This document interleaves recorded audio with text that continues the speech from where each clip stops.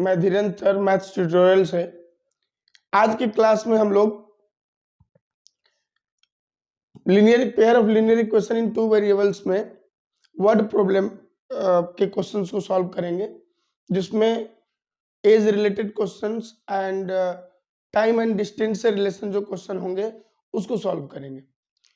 Hope कि आपकी तैयारी अच्छी चल रही होगी और इसी क्रम में हम लोग और प्रयास करके और अच्छा करने की कोशिश करेंगे।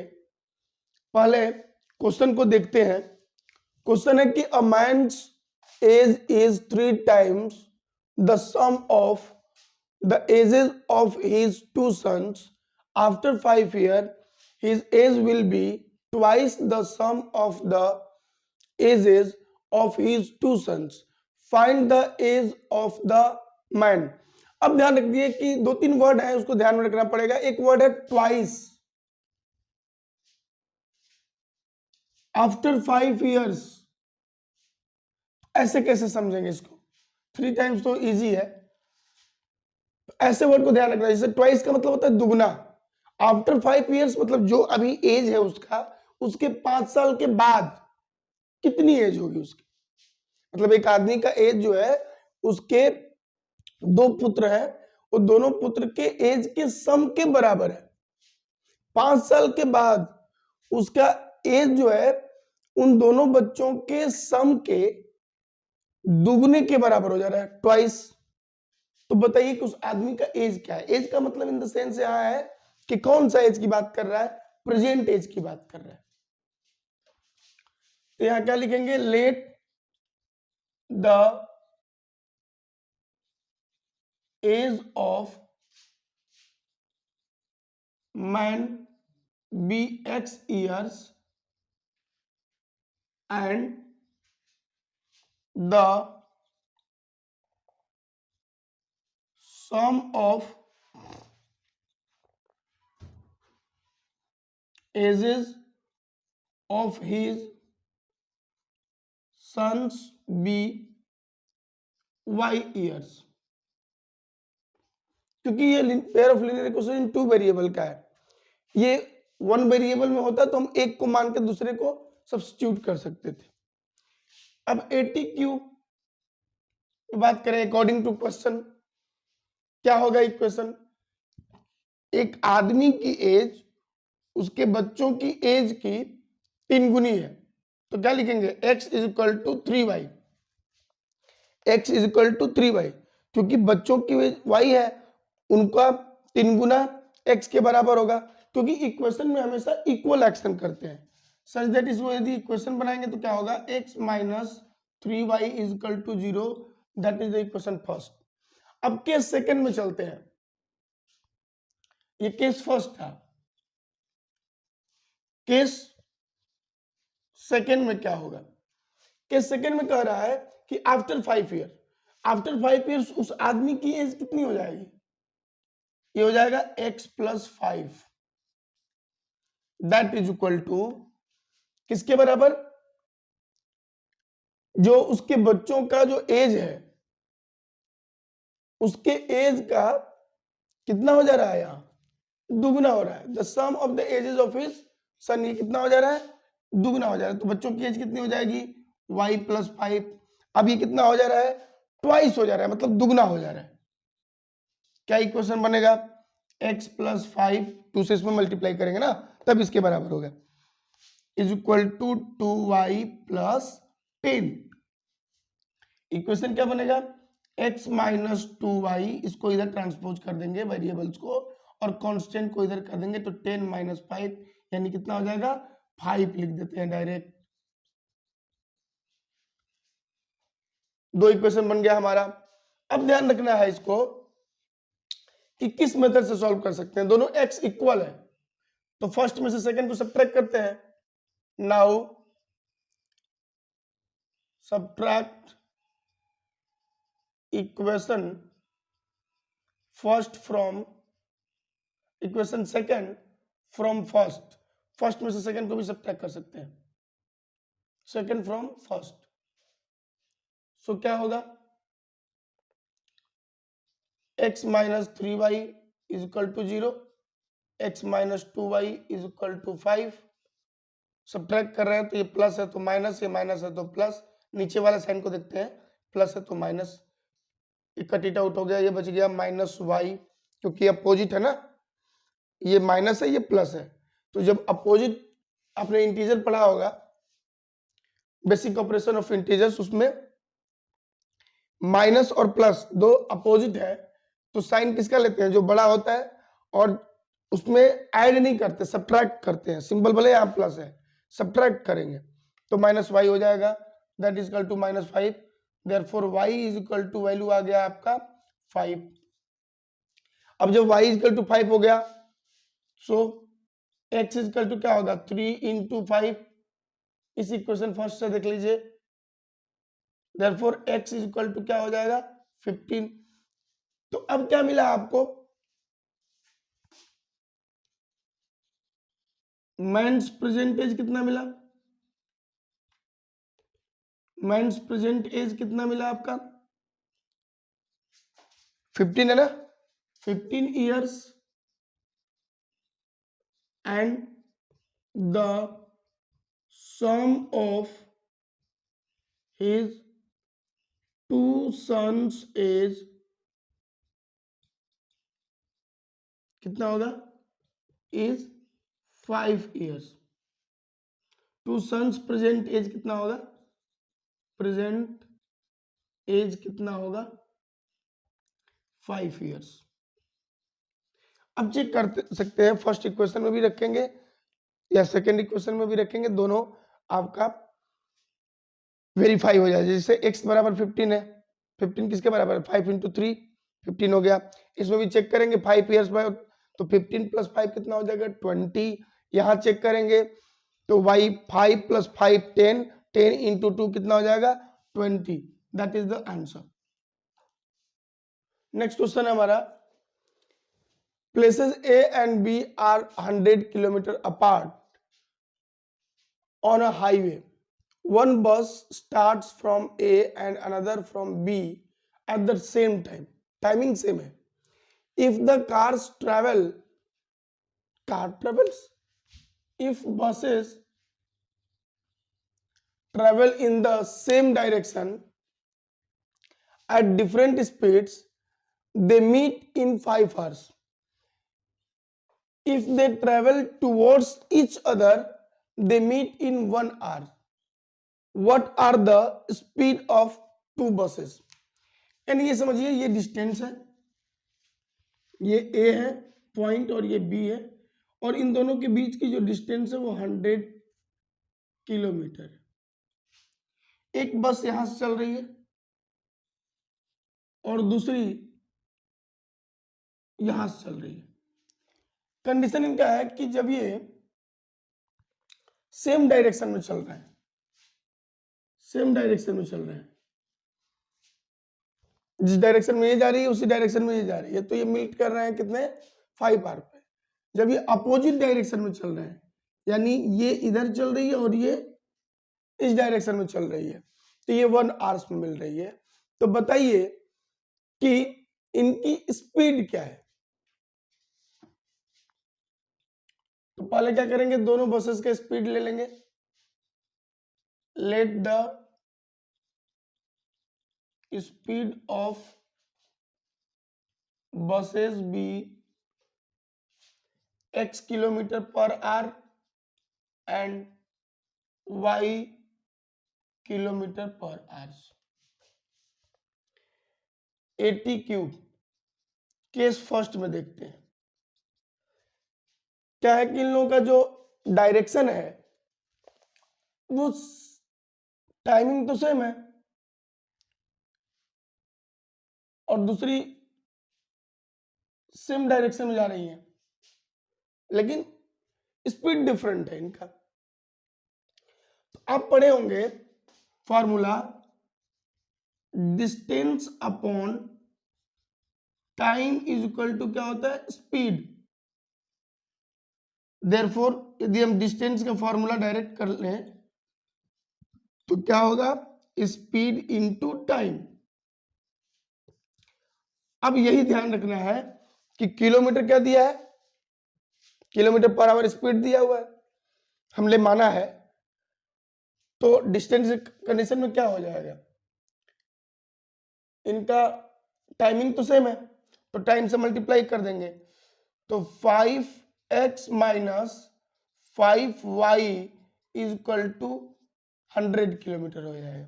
क्यों? क्योंकि 5 टाइम है, टाइम इनटू स्पीड, ये इधर जाएगी ये इधर जाएगी, तो क्या होगा, ये भी बढ़ रही है ये भी बढ़ रही है, दोनों के बीच का जो डिस्टेंस होगा वो तो कांस्टेंट होगा, है ना, लेकिन माइनस होगा ना, प्लस तो होगा नहीं।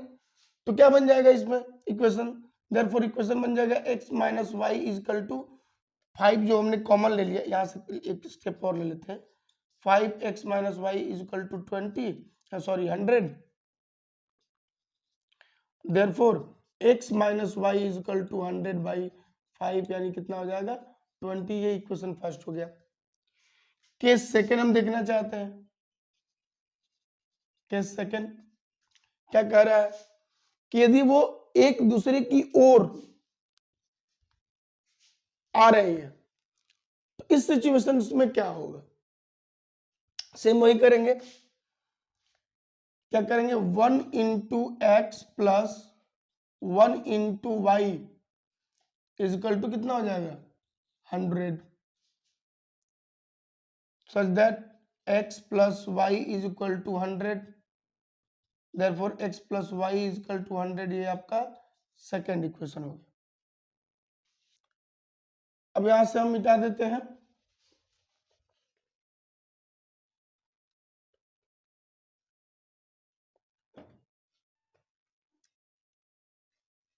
अब हम क्या लेते हैं first, from first and second, x minus y is equal to 20 and x plus y is equal to 100। यानी एलिमिनेशन मेथड को देखेंगे आप, ये फर्स्ट इक्वेशन है सेकंड इक्वेशन है, तो ये अपोजिट है तो सीधे ऐड कर देते हैं, यहाँ ऐड कट इट आउट हो गया, ये हो गया 2x। आपको पता है कि ऐड में साइन चेंज नहीं करते हैं, तो 2x इज इक्वल टू कितना हो जाएगा 120, therefore x is equal to कितना हो जाएगा 60। Now putting the value of x in equation first,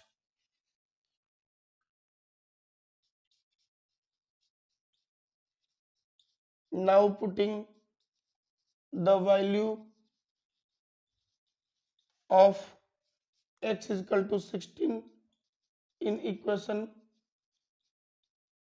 first, क्या हो जाएगा, then we get, क्या गेट करेंगे भाई, तो 60 minus y is equal to 20 है, such that 60 minus 20 is equal to y, therefore y is equal to कितना आ गया 40, hence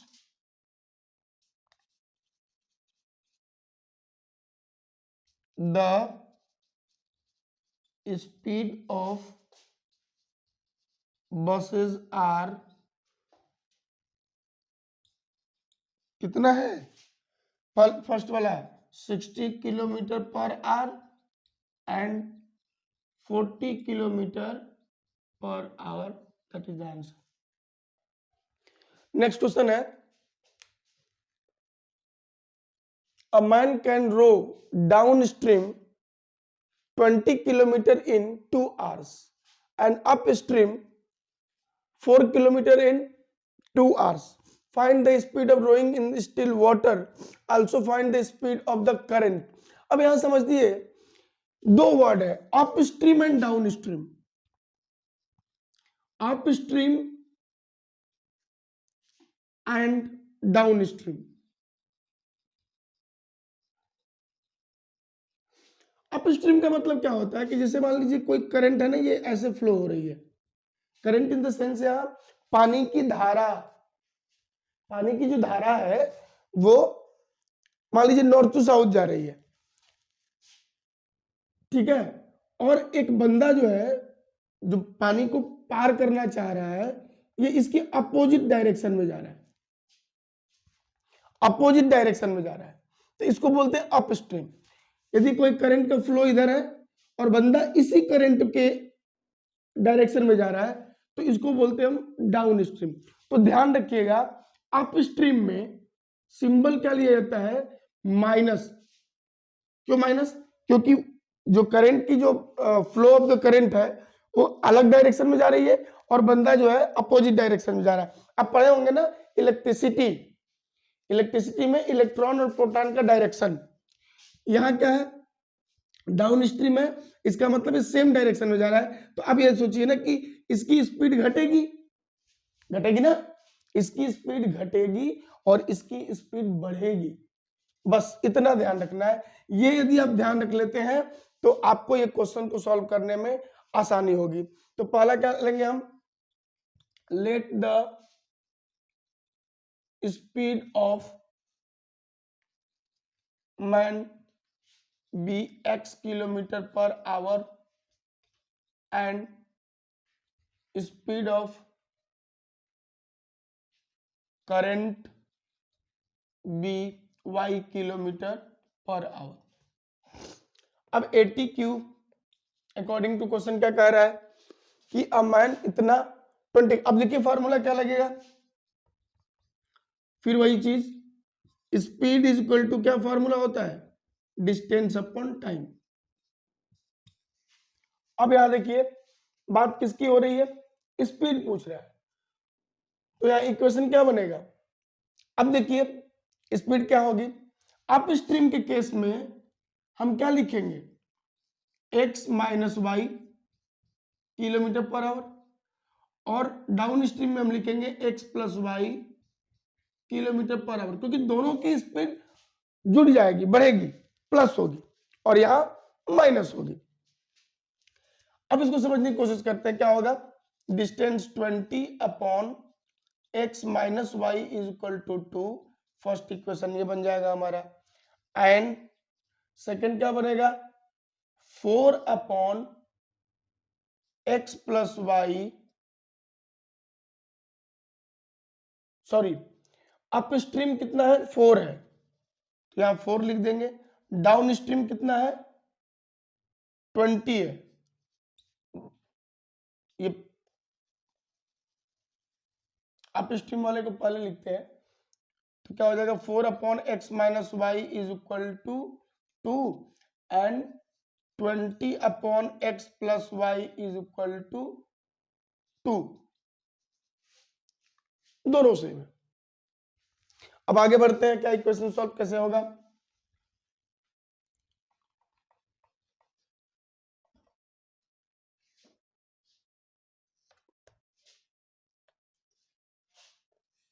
from first and second,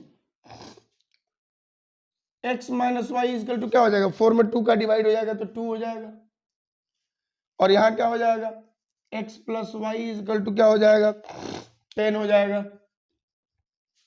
अब क्या करेंगे, ऐड कर देंगे, क्योंकि देखिए y अपोजिट सिंबल पे चल रहा है, तो ये हो गया 2x is equal to, elimination method use कर रहे हैं, ध्यान रहेंगे, by elimination method,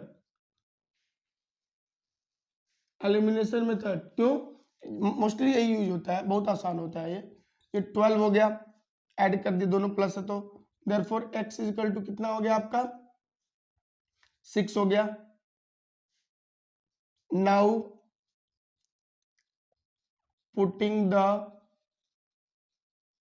value of x in equation, first second किसी में रख सकते हैं तो सेकंड में मैं रख रहा हूं, कितना हो गया ये 6 plus y is equal to 10, therefore y is equal to कितना हो जाएगा 10 minus 6 4, hence the speed of man is equal to क्या लिख दूं 6 kilometre per hour and speed of current कितना हो जाएगा 4 किलोमीटर पर आवर। ये कंसेप्ट आपको ध्यान में रखना होगा। देखिए 4 6 माइनस 4 कितना हो गया 2, 2 आ गया आपका टाइमिंग, 20 10 2 आ गया, that is the answer. Next question है, in a triangle ABC, angle C is equal to 3 of angle B is equal to 2 of angle A plus angle B. Find the measure of each one of angle A, angle B, angle C. अब यहां समझते हैं कि suppose that हमने triangle चूंकि ये दिया हुआ है एंगल A और एंगल B और एंगल C, हम लोगों ने पढ़ा था ज्योमेट्री में कि the sum of all angle of a triangle is equal to कितना होता है 180 डिग्री होता है। अब यहां से हमको इसकी वैल्यू पुट करनी होगी। तो सबसे पहले कि चाहे हम तो इसको एक्स वाई मान के चल सकते हैं, एक्स वाई मान के चल सकते हैं, इक्वेशन की कंडीशन है तो एक्स वाई मान सकते हैं, क्योंकि सारा गेम जो है एक्स एंड वाई पे है। तो let angle A be x degree and angle B be y degree ले लेते हैं। 80 क्यू सी के केस में क्या करेंगे, एंगल सी की वैल्यू क्या होगी, दो केसेस होंगे ना। पहला केस होगा क्या, एंगल सम प्रॉपर्टी की बात करेंगे तो angle A plus angle B plus angle C is equal to 180 degree by angle sum property of a triangle ले लेते हैं। ए और बी की वैल्यू, ए और बी और सी एक्स और वाई कंडीशन में चेंज करते हैं तो क्या होगा, x plus y plus angle C की वैल्यू देखिए, एंगल सी यदि बी वाई है तो एंगल सी किसके बराबर है, एंगल सी हो जाएगा आपका 3y के बराबर, that is equal to 180 degree. Therefore क्या लिख देंगे, x plus 4y is equal to 180 degree. Equation first हो गया। इसको बहुत सारा मेथड है सॉल्व करने का, मैं आपको एक्स एंड वाई से इसलिए ले रहा हूं कि ताकि आपको आसानी हो सके। केस सेकेंड में हम बात करते हैं angle C is equal to, इस सिचुएशन में, या चाहे तो आप इसको भी चेंज कर सकते हैं, इसमें नो इशू। एंगल सी की जो वैल्यू है वो क्या लिख देंगे, यहां से ले लेते हैं हम, तो 3y is equal to 2 of angle x plus y हो जाएगा। इसको सॉल्व करेंगे तो क्या होगा, 3y is equal to 2x plus 2y, such that transpose कर लीजिए, 2x is equal to 3y minus 2y कितना हो जाएगा, y।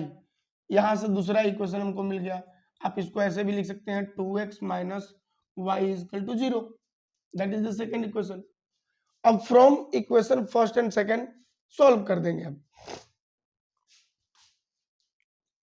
From first and second equation क्या मिला, x plus 4y is equal to 180 degree and 2x minus y is equal to 0 degree. अब ध्यान रखिए, देखिए कोई इक्वल नहीं है, कोई इक्वल नहीं है, तो हम करेंगे क्या, या तो सब्स्टिट्यूशन मेथड यूज कर सकते थे, y is equal to 2x, यहां से भी हो सकता था, एलिमिनेशन मेथड भी से भी आप सॉल्व कर सकते हैं। यदि एलिमिनेशन मेथड से सॉल्व करेंगे तो मान लीजिए कि आपको x को इक्वल करना है तो 2 से मल्टीप्लाई करना पड़ेगा, फर्स्ट में इक्वल हो जाएगा, y को इक्वल करना होगा तो 4 से मल्टीप्लाई करना पड़ेगा सेकंड में, तो हम 4 से मल्टीप्लाई कर देते हैं सेकंड में। क्या मिलेगा हमको,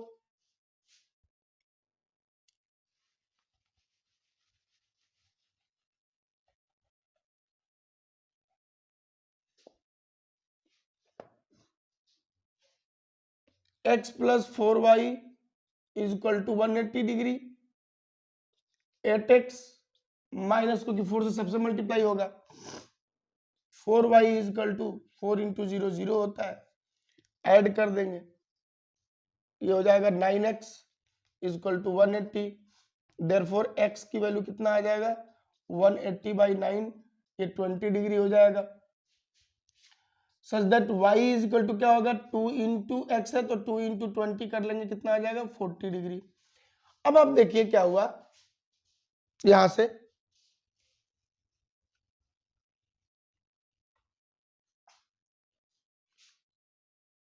hence angle A is equal to क्या लिख दूं 20 degree, angle B is equal to क्या लिख दूं 40 degree, angle C is equal to क्या हो जाएगा, angle C is equal to value दिया है 3 of angle B, angle B की वैल्यू कितनी है 40, या 2 of angle A plus 2 into sum of angle A plus angle B दिया हुआ है, दोनों को जोड़ करके दुगुना कर लीजिए, चाहे एंगल बी का 3 टाइम्स कर लीजिए, तो 4 3 जा 120, यानी 40 3 जा 120, 120 डिग्री ये हो जाएगा। अब आप इसको चेक कर सकते हैं कि 180 आ रहा है कि नहीं, तो आ रहा है, that is the answer. Next question है कि the sum of the numerator of a fraction is 8 if 3 is added to both of the numerator and denominator the fraction becomes 3 by 4, find the fraction। मतलब the sum of numerator and of a fraction, the sum of numerator of a fraction is 8, sum of the numerator नहीं हो सकता है, the sum of numerator and denominator,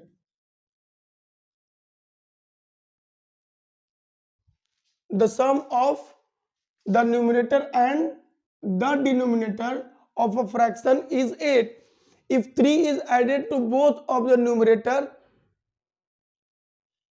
and the denominator the fraction becomes इतना। अब ये समझिए कि fraction होता क्या है, what is fraction, a number of the form of a by b where a and b are whole numbers and b is not equal to 0, that is called fraction। ये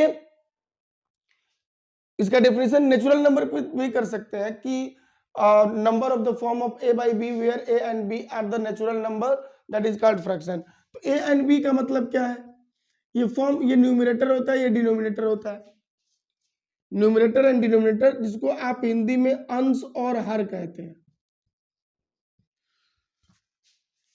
तो आपको ये लग रहा होगा कि ऐसा क्वेश्चन मैं क्यों बता रहा हूं, देखिए ये question pair of linear equation में आए चाहे ना आए, लेकिन क्वाड्रेटिक में ऐसे क्वेश्चन पूछे जाते हैं। जब क्वाड्रेटिक इक्वेशन आप पढ़ेंगे तो उसमें क्वेश्चन ये पूछे जाएंगे, इसलिए मैं वर्ड प्रॉब्लम को आपको बता रहा हूं ताकि आप इससे रूबरू होइए और ऐसे क्वेश्चंस को आप आसानी से सॉल्व कर सकें।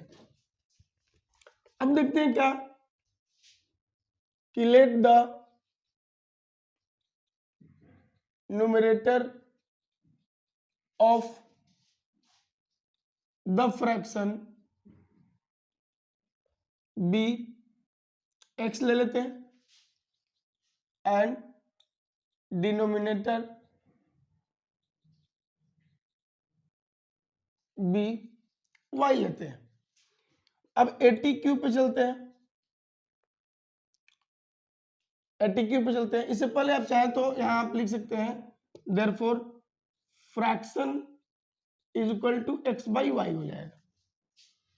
अब एक फर्स्ट केस में चलते हैं कि दोनों का सम कितना है 8 है, तो केस फर्स्ट के में क्या होगा x plus y is equal to 8, ये इक्वेशन फर्स्ट मिल गया। सेकेंड केस क्या है कि if 3 is added to both, यानी दोनों में 3 जोड़ दिया जाए, यानी x बाई वाई फ्रैक्शन हो जाएगा, इसमें न्यूमरेटर में भी 3 ऐड कर दिया जाए और डिनोमिनेटर में भी 3 ऐड कर दिया जाए, तो आपका फ्रैक्शन क्या बन जा रहा है 3/4। अब क्या करेंगे, बाई क्रॉस मल्टीप्लीकेशन कर देंगे इक्वेशन बनाने के लिए, तो क्या होगा 4x plus 12 is equal to 3y plus 9। 4 का मल्टीप्लाई x से कर लेंगे, 4 का मल्टीप्लाई 3 से कर लेंगे, distributive property of multiplication over addition. तो क्या हो जाएगा, y को इधर ला देंगे तो 4x माइनस 3y ट्रांसपोज हो रहा है, कितना बचा 9 माइनस 12, क्योंकि अपने स्थान से हटा नहीं है तो ये RHS में भी है, ये LHS वाला टर्म आपको RHS में जा रहा है, तो क्या बना, देयरफॉर इक्वेशन बन गया आपका 4x minus 3y is equal to -3, that is the second equation. फिर वही चीज फ्रॉम फर्स्ट एंड सेकेंड क्या लेंगे, देखिए ये अलग है, ये अलग है। अब इसमें आप चाहे एडिंग कंडीशंस एलिमिनेशन में यूज करना चाहते हैं तो आपको 3 से मल्टीप्लाई करना पड़ेगा, और यदि सब्सट्रैक्शन में जाना चाहते हैं तो x वाले को इक्वल करना पड़ेगा, इसलिए 4 से मल्टीप्लाई करना पड़ेगा। तो मैं इक्वेशन फर्स्ट में किससे मल्टीप्लाई कर दे रहा हूं, 3 से। आप लिख लेंगे now multiply by 3 in equation first and then added to equation second. तो क्या हो जाएगा, 3x plus 3y is equal to 24।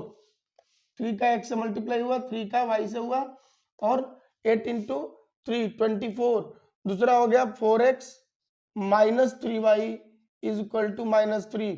अब चूंकि ऐड कर रहे हैं तो ये y वाला पोर्शन खत्म हो जाएगा, x वाला बचा टर्म्स कितना होगा, 7x। 7x is equal to 21, क्योंकि ये पॉजिटिव है ये नेगेटिव है, सब्ट्रैक्शन होगा। Therefore x is equal to 21/7 कितना हो गया, 3। x इज इक्वल टू 3 हो गया। अब देखिए क्या करेंगे, वैल्यू पुट कर देंगे किसी भी इक्वेशन में। तो now putting the value of x is equal to 3 in equation. अब इसमें फर्स्ट में रखना आसान है, तो फर्स्ट में रख दिए, क्या हो गया, 3 plus y is equal to 8, therefore y is equal to 8 minus 3, 5 हो गया। अब आप देखिए न्यूमरेटर कितना आया इसका, 3, डिनोमिनेटर कितना आया, 5, हेंस द फ्रैक्शन इज क्या होगा, 3/5, दैट इज द आंसर। ये जितने भी सॉल्यूशन है आप इसको चेक कर सकते हैं। जैसे 3/5 है, सबसे आसान ये है ये वाला टर्म ऐड करना, तो 3/5 प्लस 3 ऐड कर लीजिए, प्लस 3 ऐड कर लीजिए, 3 3 कितना हो गया 6, 5 3 कितना हो गया 8। इसको रिड्यूसिंग फॉर्म करिएगा 3/4 आ गया, यानी इक्वेशंस आपका सही है। और ये जरूरी है कि हम लोग वर्ड प्रॉब्लम के जितने भी क्वेश्चंस हैं उसको समझ लें, तो बोर्ड एग्जामिनेशन में कोई दिक्कत नहीं होगी। आप एकदम स्मूथली क्वाड्रेटिक का हो चाहे linear pair of linear equations का हो, आप वर्ड प्रॉब्लम से रिलेटेड क्वेश्चंस को आसानी से सॉल्व कर पाएंगे। Thank you very much.